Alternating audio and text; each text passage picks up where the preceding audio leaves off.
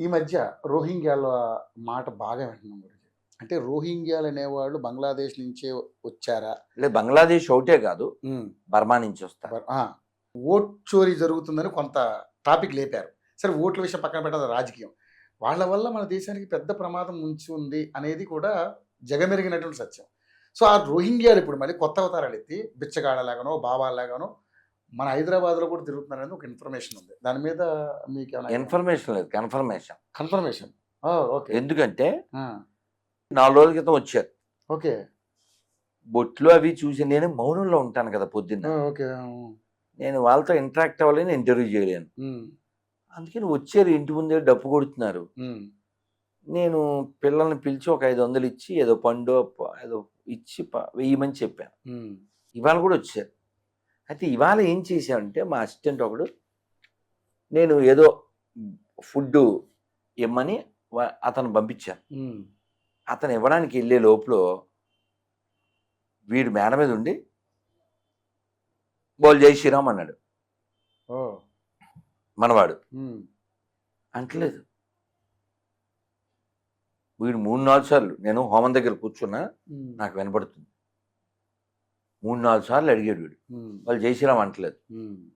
వాడు ఏ ఇవ్వద్దు, తెచ్చేయి అన్నాడు. ఆ ఫుడ్ వెనక్కి తెచ్చాను, నాకు ఇవ్వలేదు. మొన్న 500 ఇచ్చిన వాళ్ళని ఇవాళ 5 పైసలు ఇవ్వలేదు. ఓకే. సో, మీరు అలా గుర్తుపెట్టారు వాళ్ళని.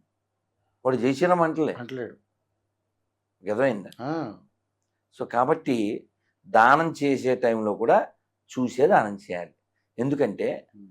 తీవ్రవాదుల్ని మన డబ్బులతో మనం పెంచకూడదు పెంచకూడదు.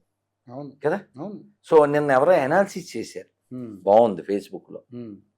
కుంభమేళాకి 7,000 కోట్లు ఎంతో ఖర్చు పెట్టారు. అవును. రిటర్న్ 2 లక్షల కోట్లు వచ్చింది. హ్మ్.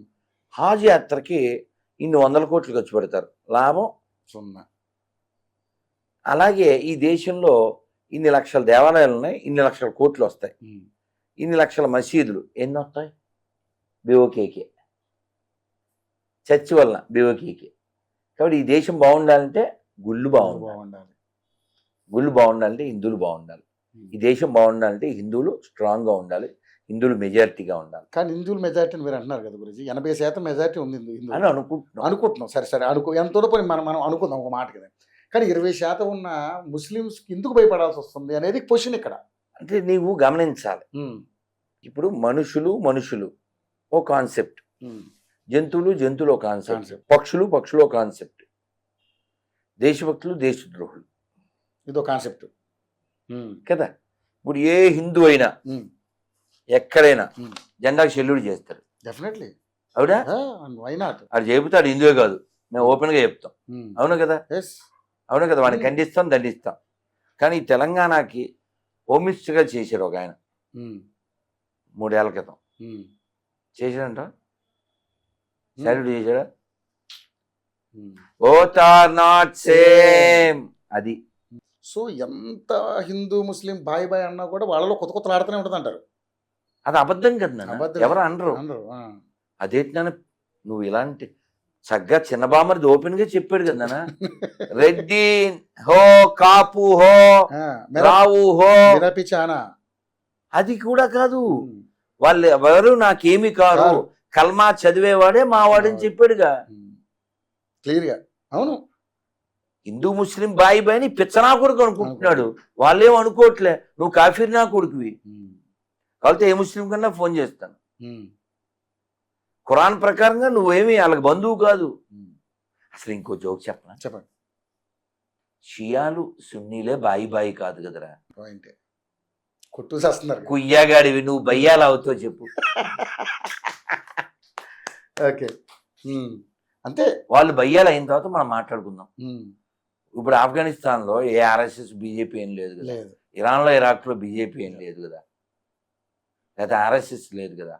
ఇక్కడ ఏమైనా జరిగితే ఊరికే నిందలేసేయడానికి ఇక్కడ వాడేస్తాను. కాశ్మీర్లో 1990లో ఏం లేదు కదా, గాలివ్ అని బోర్డులు గోడల మీద రాసేసి బొగ్గులతో 1,00,000 మందిని చంపేసి 1,00,000 మందిని తరిమేశారు. కాబట్టి నేనేమంటా అంటే వాళ్ళు అలాగే ఉంటారు. నువ్వు అబద్ధం చెప్పడం మానేయాలి, అది విషయం. నువ్వంటే ఒక కామన్ హిందూ. ఓకే. మేము ఓ షార్ట్ ఫిల్మ్ తీసాం, దాని పేరు అల్టిమేట్ గోల్. Ultimate gold. యూట్యూబ్లో ఉంటుంది. ఈ అల్టిమేట్ గోల్డ్ ఏంటంటే ఈ హైదరాబాద్ సిటీలోనే మేము పబ్లిక్ దగ్గరికి వెళ్ళి వాయిస్ తీసుకున్నాం. పబ్లిక్ బైట్ లాగా. అన్ని మతాల సమాన,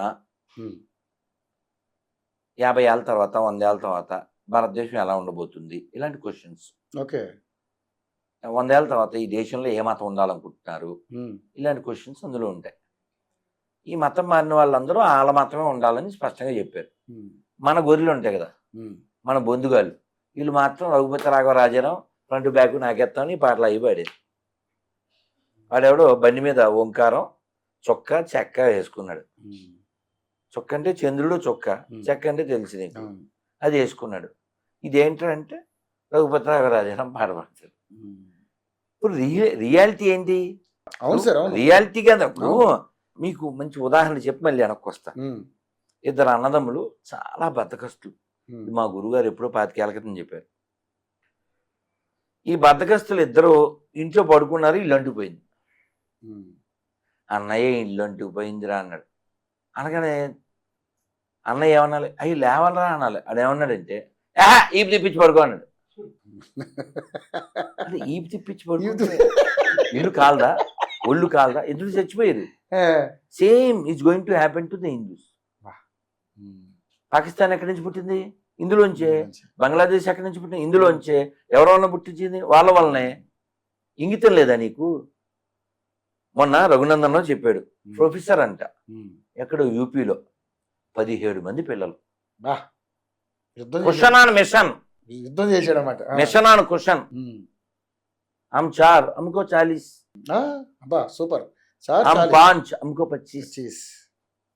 అయితే ఇక్కడ బాధాకర విషయం ఏంటంటే వాళ్ళు ఎలా డెమోగ్రాఫికల్ చేంజ్ తీసుకొచ్చి ఈ దేశాన్ని ఆక్రమించాలి మతపరంగాని చాలా కష్టపడుతున్నారు.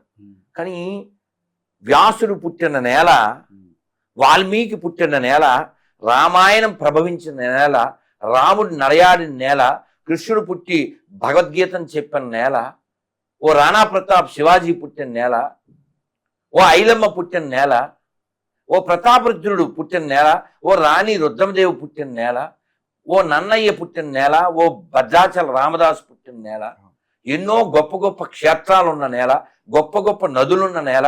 దీన్ని రక్షించుకోవాల్సిన బాధ్యత కలిగిన వాళ్ళే బాధ్యత లేకుండా ఉన్నాడే.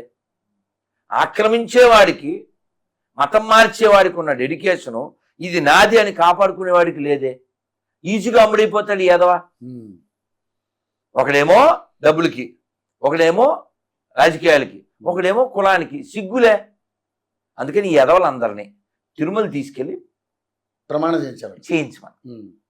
లడ్డు విషయంలో అఖిలపక్షం వేసేసి ఏపీ అసెంబ్లీ, ఇంకా అసెంబ్లీలో దీని గురించి మాట్లాడకూడదు, నో మోర్. ఎందుకంటే చాలా సమస్యలు ఉన్నాయి, అవన్నీ మాట్లాడాలి. ఇంక ఈ దరిద్రం, ఈ దీని మీద దీన్ని క్లోజ్ చేసేయాలి. అదైందా? ఈ నెయ్యి విషయంలో ఏ కుయ్యగాడు తప్పు చేశాడో వాడిని లోపల వేసేయండి. నెంబర్ 1.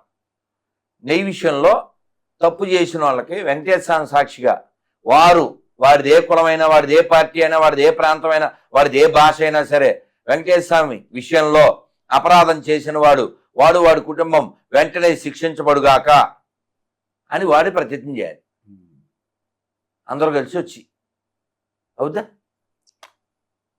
తిరుమలలో అఖిలపక్షం వచ్చి స్వామివారి ముందు అఖిలానంద దగ్గర అక్కడ నిలబడి, ఆ గొల్ల మండపం దగ్గర నిలబడి చెప్పేస్తే బాగుంటుంది.